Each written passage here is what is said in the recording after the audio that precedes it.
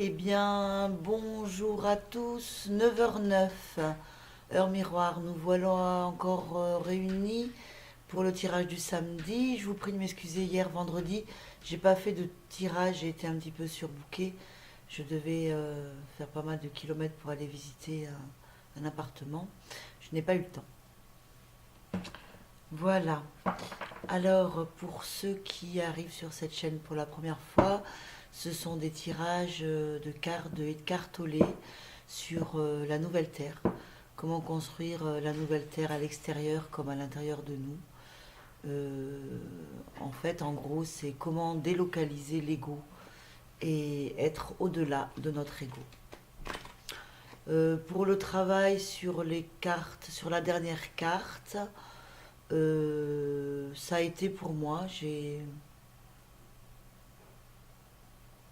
oui, c'était moins dur que les autres fois de travailler. Donc du coup, je me suis un peu relâchée et j'ai fait un petit peu la fête hier soir. Et c'est vrai que quand on est dans l'espace fête, eh bien, la vigilance, et on a du mal, enfin j'ai du mal à être, percevoir totalement la présence. Je montre le paquet pour les nouveaux venus, Nouvelle Terre et de cartolé. Allez, on y va. Fini les commentaires. Tirage pour aujourd'hui. C'est samedi. Du soleil sur l'Ardèche.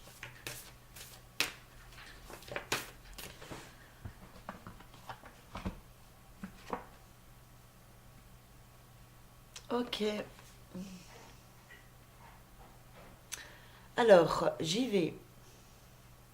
L'ego ne sait pas que la source de toute énergie est en vous. Il la cherche à l'extérieur. L'ego ne cherche pas l'attention sans forme qu'est la présence, mais l'attention sous une forme ou une autre, entre autres la reconnaissance, les louanges, l'admiration, etc. Ou bien il veut simplement être remarqué. Il veut qu'on reconnaisse son existence. Hum, hum, hum. Très belle carte, très très belle carte. Donc en fait, ce qu'on apprend dans cette carte, c'est que l'ego, eh ben, nous éloigne de nous en fait. Nous éloigne de notre corps. Dans la vidéo d'hier, je parlais de la meilleure connexion et le meilleur savoir est dans notre corps, reprenant contact avec notre corps.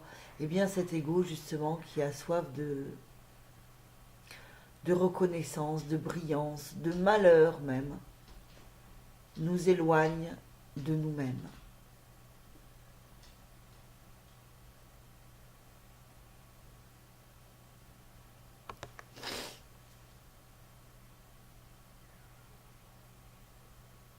Voilà, ou bien il veut simplement être remarqué, il veut qu'on reconnaisse son existence. Ok. Donc puisque l'ego veut que l'on reconnaisse son existence, reconnaissons-le. Voilà. On va faire comme si l'ego était notre petit enfant. On va le reconnaître. Chaque fois qu'il va apparaître, on va lui dire je te vois, je t'entends, je t'écoute, je te comprends. Par contre, on ne va pas le laisser tout faire.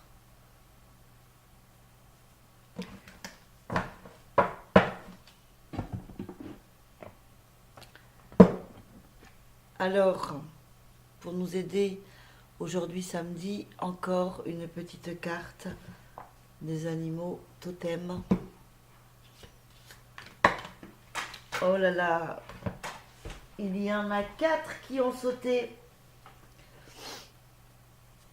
Alors, il y en a 4 qui ont sauté. Donc aujourd'hui, nous avons du travail et nous sommes accompagnés. Alors, la souris. Je tiens mes promesses. Moi, actuellement, je croise beaucoup de chiens sur ma route. Beaucoup, beaucoup. Je me disais, tiens, comment ça se fait que je croise des chiens? Et puis, hier, en méditation, dans mon lit, je me suis rendu compte que c'était la loyauté, la fidélité. La loyauté envers moi-même, envers mon cristal intérieur.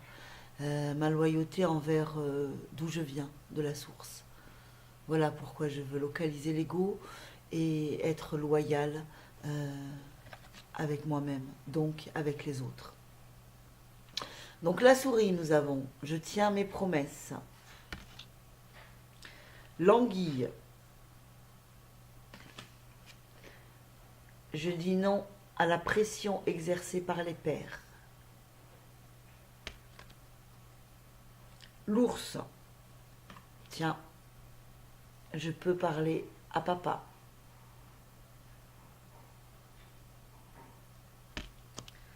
La chouette, je dis toujours la vérité.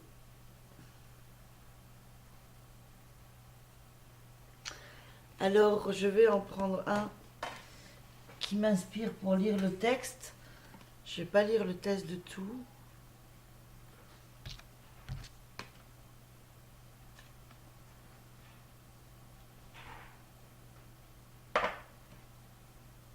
On va prendre la chouette, qui nous dit que c'est chouette, le travail que nous avons à faire aujourd'hui.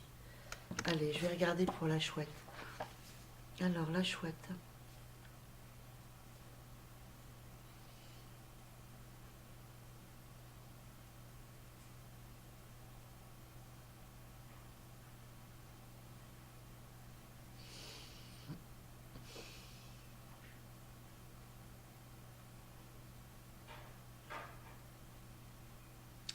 « 48.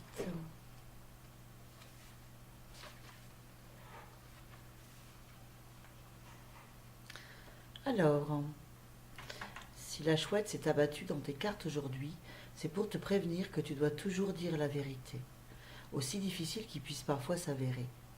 Si tu ne dis pas la vérité, quelqu'un finira toujours par la découvrir.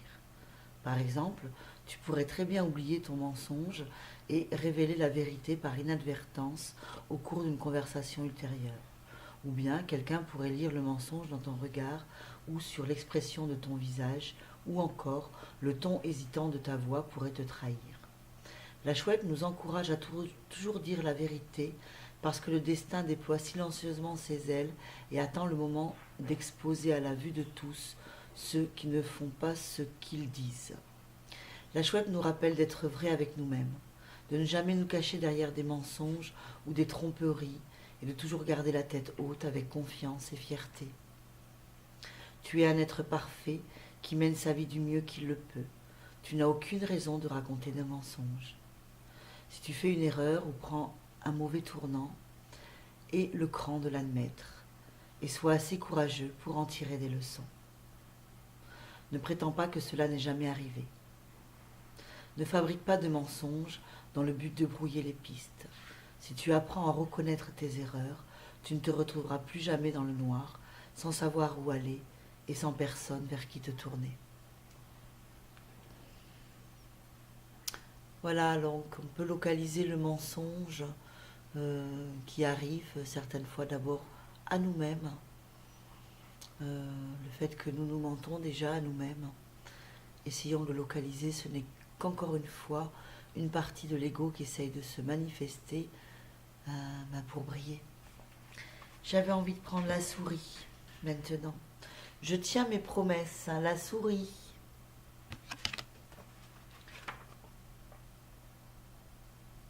« 123, je trouve ces cartes formidables. Ça tombe bien, j'ai un enfant en bas âge, donc il aime bien entendre les messages. Mais je trouve que pour notre enfant intérieur, c'est absolument simple. C'est simple. 123, la souris. En plus, je lis pas tout le laïus. Si la souris est venue trottiner dans tes cartes aujourd'hui, c'est qu'il est peut-être temps d'honorer la promesse que tu as faite. Demande-toi si tu as oublié ou si tu as décidé que briser une promesse que tu as faite dans le passé n'était pas important. Une promesse est comme un contrat. Une fois faite, elle ne peut être rompue. Si la souris est apparue dans tes cartes, c'est pour te dire de tenir tes promesses. Quand tu brises une promesse, non seulement tu déçois la personne à qui tu l'as faite, mais tu te déçois toi-même. Et c'est encore pire, tu passes pour une personne à qui on ne peut faire confiance. Aussi, comporte-toi comme la souris et sois fier de dire « Je tiens mes promesses ». Qui sait, peut-être seras-tu un jour récompensé par la personne à qui tu l'as faite. Souviens-toi, tout le monde peut faire des promesses, mais seules certaines personnes les mèneront à terme. Tant que les promesses que tu as faites sont bonnes, je veux dire par là des promesses qui ne menacent pas le bien ni la sécurité d'autres personnes de toi-même, tu dois faire tous les efforts possibles pour les tenir. C'est tout à ton honneur d'agir ainsi. Si tu n'as pas l'intention de tenir des promesses, tu n'as aucune raison d'en faire. Alors là, on nous parle, Madame la petite souris nous parle d'honnêteté, d'engagement. Et nous avions parlé à papa. C'était l'ours. Alors je pense, je peux parler à papa. Donc je pense aussi au Père Céleste qui nous donne des racines. Je vais le lire. Donc c'était l'ours. Où est-il ?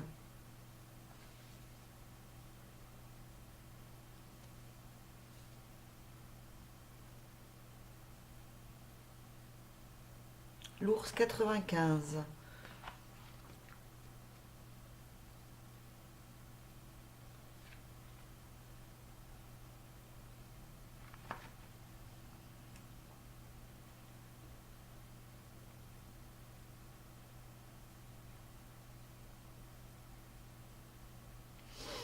Alors, l'ours.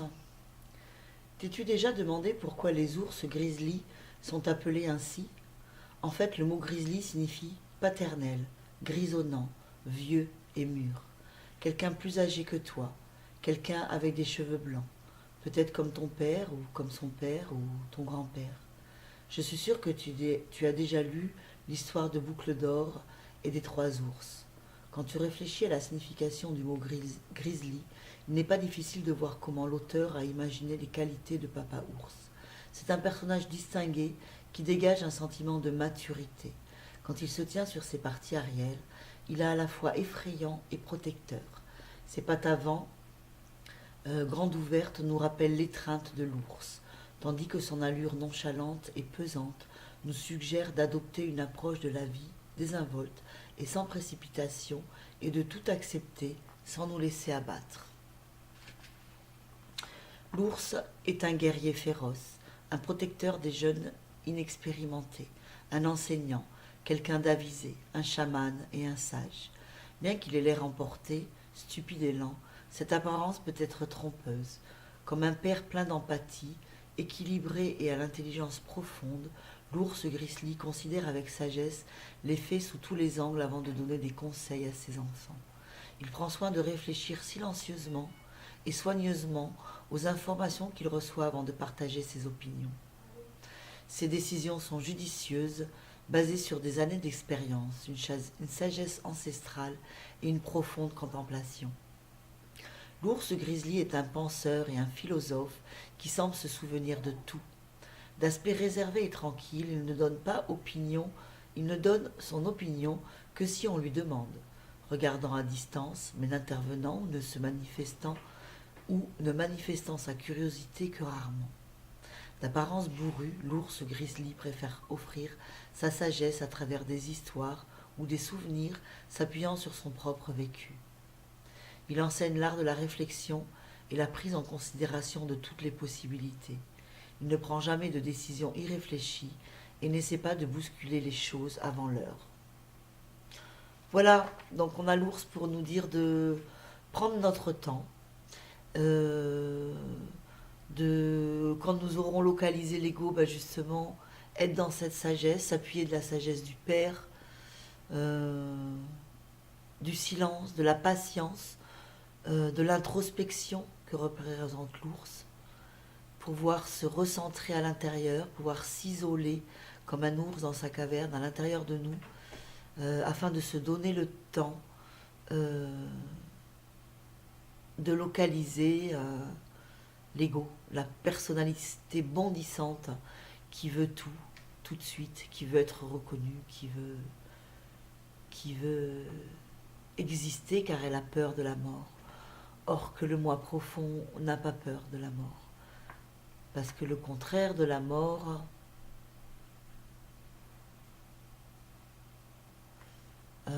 c'est la naissance. Voilà, c'est pas la vie. La vie n'a pas de contraire. La vie est ultime et une. Le contraire de la mort, c'est la naissance. Donc laissons-nous naître à ce nouvel être sans ego, afin de construire tous ensemble cette nouvelle terre. Je vous remercie. Je vous dis à lundi. Demain, je ne ferai pas de tirage, ce sera dimanche. Joyeux et heureux dimanche. Continuons à travailler ensemble et à lundi. Au revoir.